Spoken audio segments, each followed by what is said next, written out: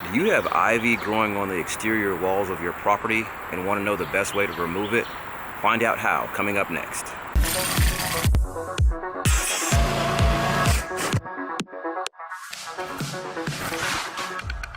What's going on, guys? Kendall here for Renos for Pros and Joes, helping you simplify the remodeling process. On this channel we do renovation tip and strategy videos as well as gear reviews. Today I'm going to be showing you the easiest way and best and most effective way to remove ivy from the exterior of a building. I'm going to show you today the exterior on a cinder block, lower level of a property, and show you the wrong way to do it and then show you the right way. Ivy is a major issue in my area of the country, which is the southeast. It grows all over everything and pretty much does what it wants to do. And so there's several ways that you can remove it, but some ways are going to have major repercussions after the fact.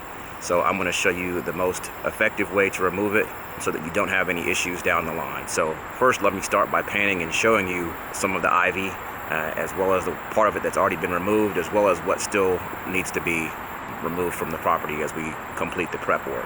Typically, people will either remove the ivy by hand or they will spray chemicals to kill the ivy and then later come back to remove it. The most effective way to remove the ivy is to pull it down by hand or manually while it's still alive, and then go back and pressure wash any remaining bits and pieces while the ivy that you remove is still alive and soft and pliable and easy to remove from your exterior components. Let me show you what happens when you spray chemicals to kill the ivy and allow it to dry out. I'll show you what happens. If you look here, this is ivy that's new and is still alive. If we pan up, this is old ivy. It's been sprayed with some type of chemical and it's died in place. So even when you pull it away, it does not completely come off very easily. And as a matter of fact, a good portion of this structure has actually already been pressure washed, even using a 0 tip, which is your strongest regular pressure tip that you can use to remove whatever you're trying to remove. As you can see, the majority of the ivy still remains, the little fragments and everything. And if you look very, very, very closely, you can see that it's got little legs on it that have actually attached to the block.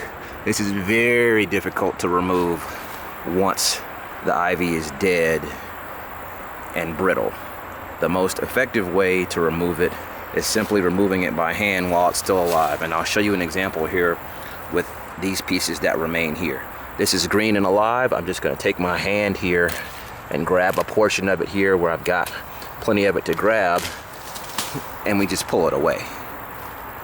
And we can pull this away here.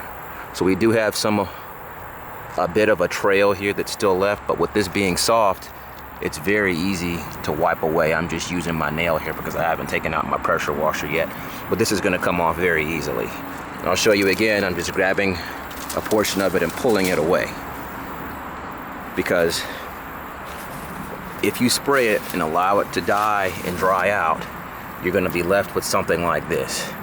This does not come off easily.